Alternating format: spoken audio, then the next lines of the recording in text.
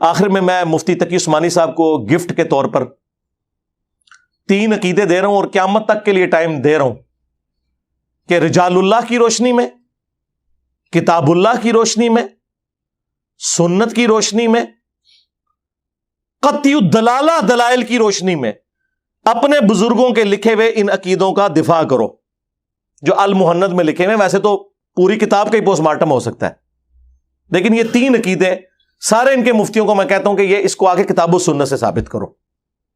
Number 1، ہم بزرگوں کے قبروں اور سینوں سے فیض لینے کے قائل ہیں، مگر خواص کے طریقے سے، عوام الناس کے طریقے سے نہیں۔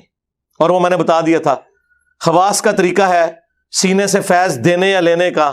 ہاں، رشید احمد گنگوئی نے قاسم نانوتوی کو پبلک کے سامنے چرپائی پہ لٹایا اور عاشق صادق کی طرح اپنا ہاتھ سینے پہ رکھا، اور وہ آگے سے کہنا شروع ہو گئے کہ میاں لوگ کیا کہیں گے؟ انہوں نے کہا کہنے دو جو لوگوں کو وہ کہتے ہیں۔ اور نقل کون کر رہا ہے؟ حکیم الامت اشرف علی تھانوی صاحب، اور کتاب کرامات اولیاء۔ اس کا اگلا ورژن یہ ہے کہ کچھ عرصے بعد اسی رشید احمد گنگوئی نے خواب میں دیکھا کہ مولانا قاسم نانوتوی دلہن کی شکل میں میرے پاس آئے ہیں۔ ہاں، اور بعد والا بھی سارا کام۔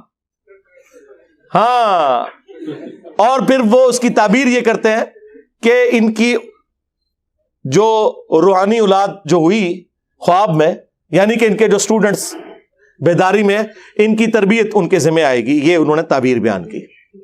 یہ سینوں سے جائز طریقے سے فیض، اور اللہ کا شکر ہے یہ فیض آج تک جاری ہے۔ آئے دن آپ کو مدارس کی رپورٹس ملتی ہیں۔ اور قبروں سے فیض یہ ہے کہ قاسم نانوتوی صاحب، اسی کتاب میں لکھا ہے، مرنے کے 6 سال کے بعد قبر سے نکل کر، خواب میں نہیں بیداری میں، دیوبند کے 2 مولویوں کی صلح کروا کے قبر میں واپس چلے گئے۔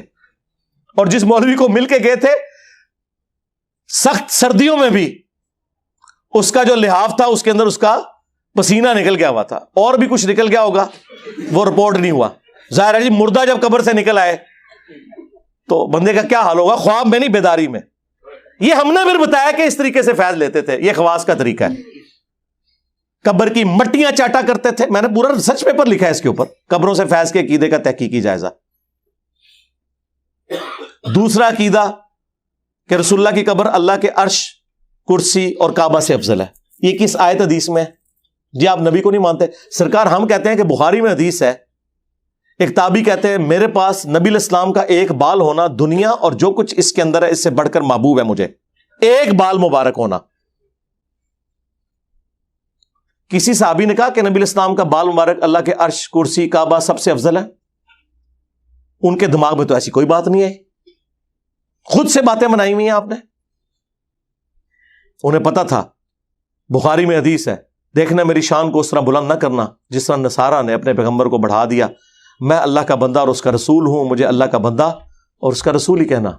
انہیں پتا تھا، بخاری مسلم میں حدیث ہے، اما عائشہ کہتی ہیں حضور کے آخری دن چل رہے تھے، نبی علیہ السلام نے فرمایا لعن اللہ الیہود والنصارى اتخذوا قبور انبیائہم مساجدا، اللہ کی لعنت ہو یہود و نصارہ پر، انہوں نے اپنے نبیوں کی قبروں کو سجدہ گاہ بنا لیا۔ اور اما عائشہ کے الفاظ ہیں اسی حدیث میں کہ اگر ہمیں خطرہ نہ ہوتا کہ لوگ رسول اللہ کی قبر پہ سجدے شروع کر دیں گے، ہم نبی علیہ السلام کی قبر کو اوپن زیارت کے لیے چھوڑ دیتے۔ اور مسند احمد میں حدیث، اے اللہ میری قبر کو وہ بت نہ بننے دینا کہ لوگ اس کی پوجا شروع کر دیں، اللہم لا تجعل قبری وثنا یعبد۔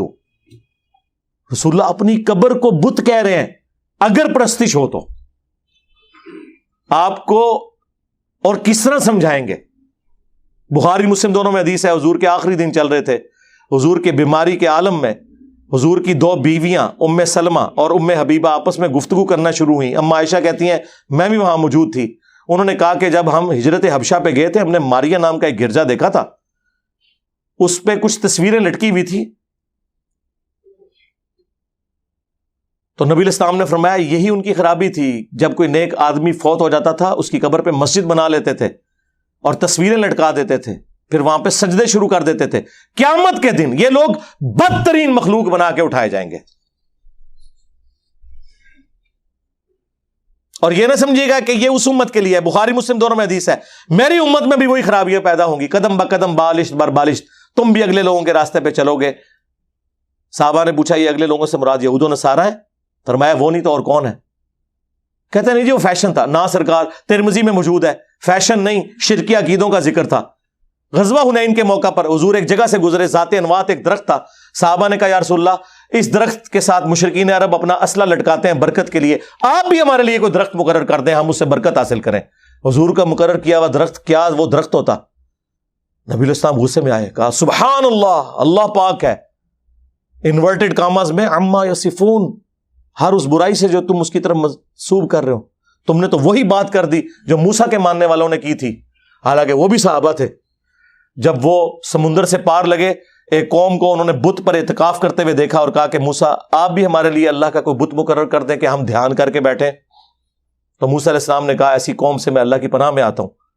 نبی علیہ السلام نے اپنے صحابہ کے اس عمل کو بت پرستی کے ساتھ تشبیہ دی، اور پھر آپ نے فرمایا تھا تم بھی اگلے لوگوں کے پیچھے چل پڑو گے، جو خرابیاں ان میں تھی تم میں بھی گریجولی آئیں گی، اور وہ ہمیں نظر آ رہی ہیں۔ یہ وہ آؤٹ آف کانٹیکسٹ ہے ایک حدیث بخاری مسلم کی کہ مجھے تم سے شرک کا خوف نہیں۔ سرکار ہو میں جڑی ویڈیو ریکارڈ کرائی ہے تہاڈی طبیعت صاف کر دی ہے، جھوٹے ہو، آؤٹ آف کانٹیکسٹ چیزاں نو پیش کر دے ہو، وہ ساری خرابیاں ادھر آ رہی ہیں۔ یہ دوسرا عقیدہ۔ تیسرا کہ ہم نبی علیہ السلام کی قبر مبارک میں زندگی کو دنیا کی سی مانتے ہیں، کہتے ہیں برزخی لیکن دنیا کی سی ہے۔ یار کو گل کرو، یا وہ برزخی ہوئے گی یا وہ دنیا کی سی ہوگی، یہ کون سا درمیانی ورژن نکال لیا؟ قرآن تو کہہ رہا ہے وَلَٰكِن لَا تَشْعُرُونَ، شہید بھی زندہ ہے لیکن تمہیں شعور نہیں۔ یہ کہتا نہیں ہمیں شعور ہے، دنیا کی سی ہے۔ اگر سرکار دنیا کی سی ہے تو دنیا میں تو زندہ رہنے کے لیے کھانا پینا اور ٹوائلٹ ہے اور سانس ہے، کیا قبر مبارک میں نبی علیہ السلام کھانا پینا اور ٹوائلٹ اور سانس ہے؟ نہیں، آخرت کی زندگی ہے۔ آج بھی قبر مبارک کھودیں، نبی علیہ السلام جس میں اتھر اسی طرح رکھا ہوا ہوگا جس طرح دفنایا گیا تھا، کوئی ہل جل نہیں رہا ہوگا۔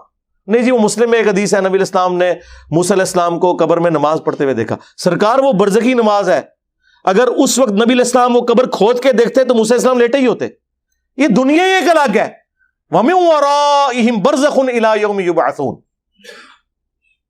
اس دنیا کا اس دنیا سے کوئی لینا دینا ہی نہیں ہے، وہ آخرت کی زندگی ہے۔ ان کے مرنے سے لے کر قیامت تک برزخ ہے، انسین بیریئر، دنیا کی سی مانتے ہیں۔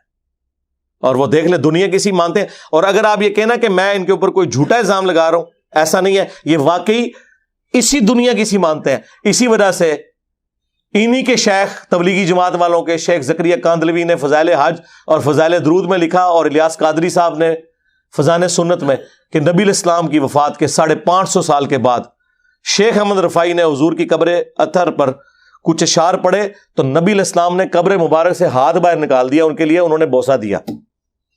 اور یہ واقعہ خود تقی عثمانی صاحب بھی سنا رہے، کس میں جی؟ درس حدیث میں۔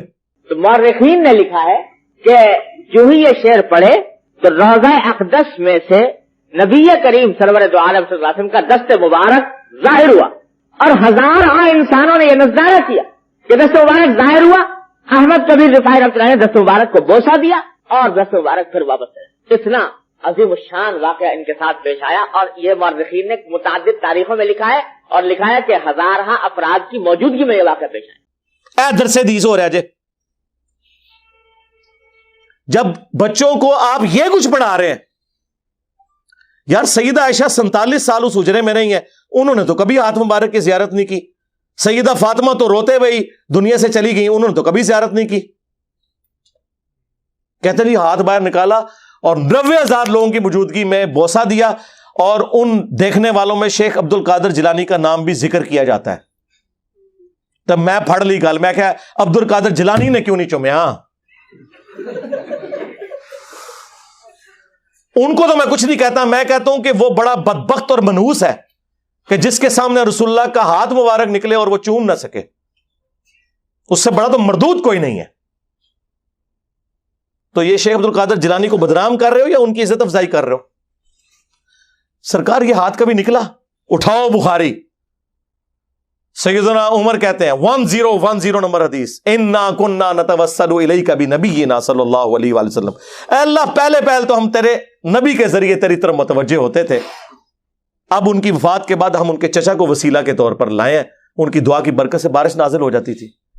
उन्होंने तो नहीं कहा या रसूलल्लाह अपना हाथ मुबारक निकालें, कि मुस्लिम शरीफ में हदीस मौजूद है कि जब आप कब्र अतर से बाहर थे तो एक दिन मैंने आपको सफर में खाना और पानी जमा करके दिया, आपने दुआ बरकत की फरमाई, अपना हाथ रखा और आपके हाथों से पानी के चश्मे जारी हुए, तो या रसूलल्लाह अपना हाथ मुबारक मेरे इस प्याले में रखें।